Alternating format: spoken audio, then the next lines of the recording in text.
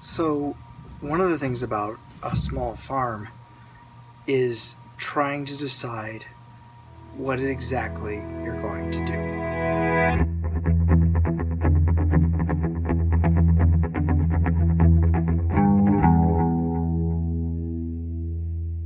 So, over the last few months, since we decided that we were going to move here, we've been trying to figure out exactly what it is that we want to do on this farm, or on this property, on this homestead, whatever you want to call it. And we have come up with some ideas. As everybody knows, or if maybe you don't know, we've done chickens, we've done sheep, we've done goats. Like all of them, we're going to do chickens again. We're probably going to do goats again. Sheep, I was not so sold on, mostly because, well, they're kind of boring, and while we did eat the sheep, eat lamb, it was not a house favorite. I think probably if we did a little bit more, it would probably be more popular, but for the most part, it was not a big house favorite. The talk at the moment is about pigs and cows. So we're trying to do our research, we're trying to do some planning to figure out exactly what kind of pigs we're going to get and what kind of cows. Now, for me, the debate at the moment is about what kind of pigs we're going to do. I've looked at some of the smaller pigs, the American guinea hog, and I've also looked at some more commercial varieties that grow much quicker. And one of the things about the American guinea hog is that it does take a year and a half to come to its full weight. Whereas one of the more commercial varieties, like the old spots or whatever, they only take about 6 months. So quicker turnaround, quicker product. And so there is some of that. The other thing, that's kind of where I am at the moment, is American guinea hogs, old spot. Both heritage varieties, both, able to breed themselves, which is great. I love that.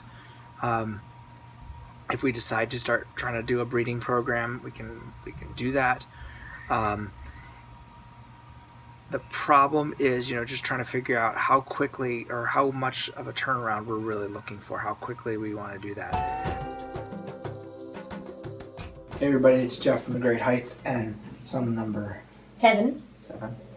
You're child number 7, you're son number 5. Yes, son number 5. And son number 5, we're here in the pig barn.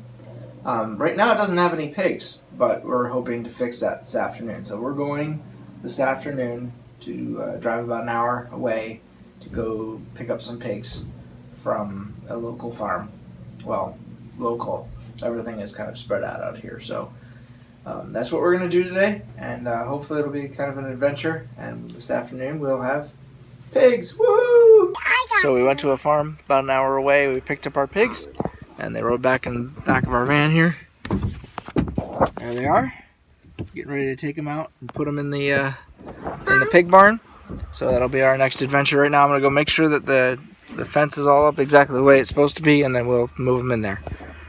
Out here in the barn, or in their new home, we've got our pig pen here set up.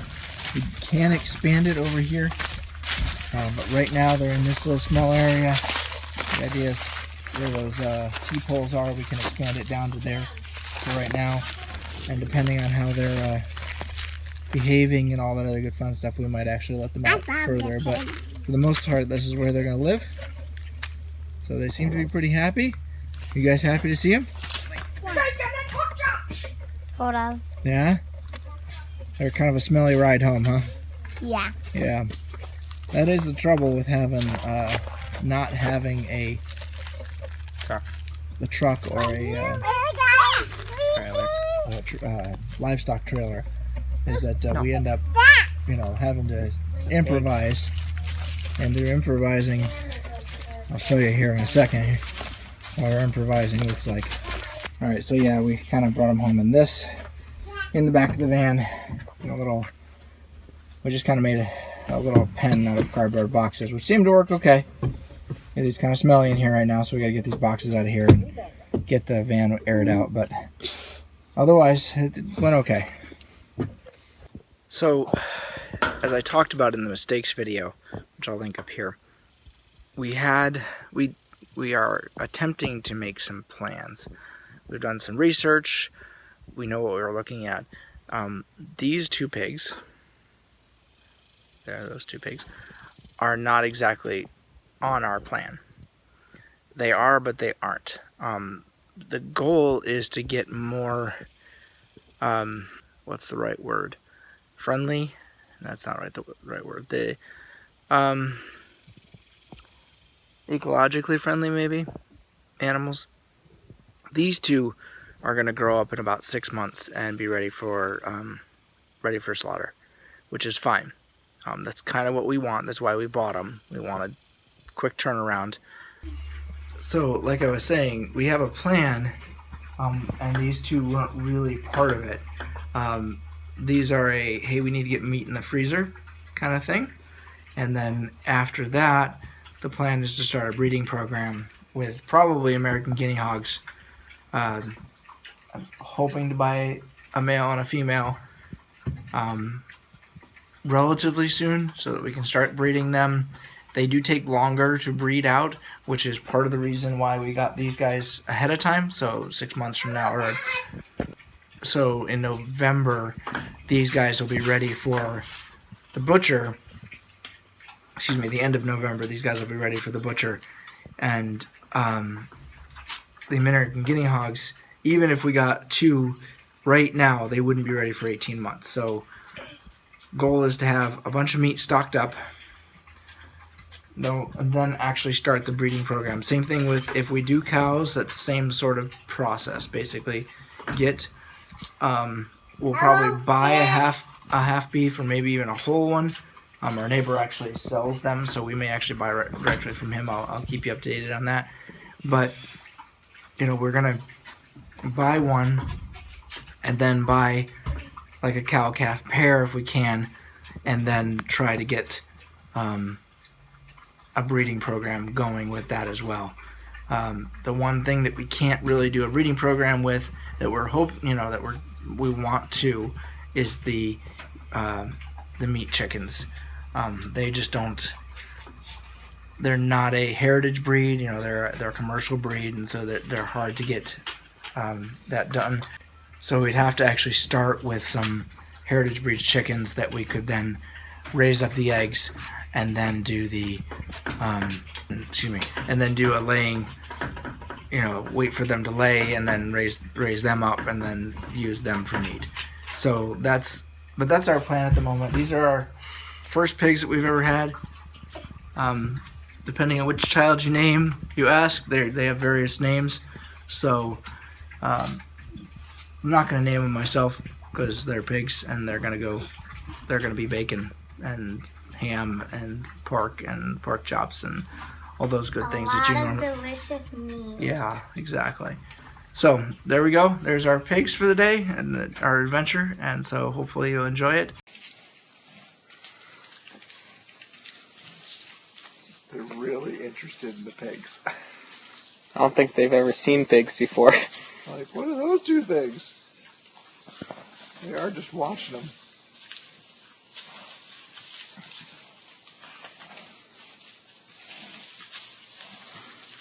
We're literally right on the fence. Like, entertainment. One of the things about the American guinea hen, or I keep saying hen, one of the things about the American guinea hog is that they are grazers. And we have we have lots of land that would be perfect for grazing. Whether that's through goats, whether that's through cows, whether that's whatever that happens to be, whatever we whether that's with goats or cows or American guinea hogs. Whereas, the commercial variety, they tend to they will forage some, but not anywhere near as much as the other varieties. And their food supplement, the supplement that we need to give them, is measured in pounds, something like 6 pounds a day, whereas like the American guinea hog is something like a quart a day of grain. And so there's a big difference there. Also in final weight, we're talking 300, 400 pounds final, market weight versus 150 to 200 pounds. So how much pork you're actually going to get out of an animal. So, I mean, there's a lot of debates here, but that's kind of where we are at the moment. So the reality is that, sorry, heard something over there. So the reality is that we went and got pigs, and we had a plan. We laid something out, and like most of the rest of our life, things changed like that. And honestly, that's where we got our name. The name for this podcast, or the name for this YouTube channel, is, the Great Heights. We are the Great Heights. Yeah. And we sort of Great Heights. Okay, yeah, you get it. But the other half of it is the barely controlled chaos, because that is where we live, right on the very edge of barely controlled chaos. And the pigs, as I explained, we decided we wanted to make sure that we had meat in the freezer before we started our breeding program. So we jumped right in and we went for it, to the point where we went to the feed store and they didn't have any pig feed. The guy says, well, they'll eat corn. They don't like the corn, but they do eat it. They kind of nose it around and then look for anything else in the corn and then go for that. But and we're going to fix that. But that's how it goes. That's where we are 90% of the time, is right at that very edge of barely controlled chaos. And that's how we live. And does it cause us to make mistakes sometimes? Yeah.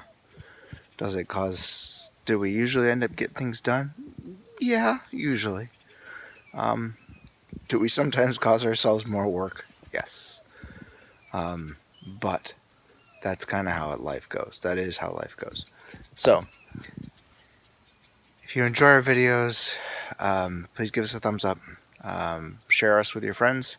And of course, obviously subscribe so you find out more about our barely controlled chaos. And until next time.